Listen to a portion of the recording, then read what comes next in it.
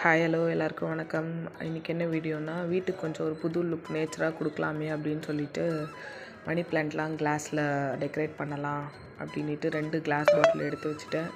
அதில் வந்து 2 பாட்டிலையுமே தண்ணி ஃபில் பண்ணிவிட்டு ஒரு மணி பிளான்ட் போட்டு நம்மளுக்கு எங்கே தோணுதோ அங்கே வச்சுக்கலாம்.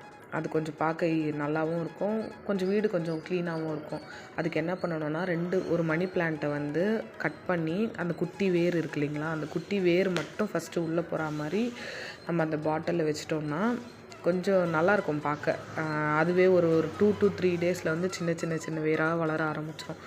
அதுவே குட்டியாக ப்ரொபகேட் ஆகிடும். அதுலேருந்து நம்ம ஒரு 2-3 மணி பிளான்ட் எடுத்துக்கலாம். அந்த குட்டி பாட்டிலை வந்து வீடு வாசலுக்கு வர வழியில் வச்சுட்டேன்.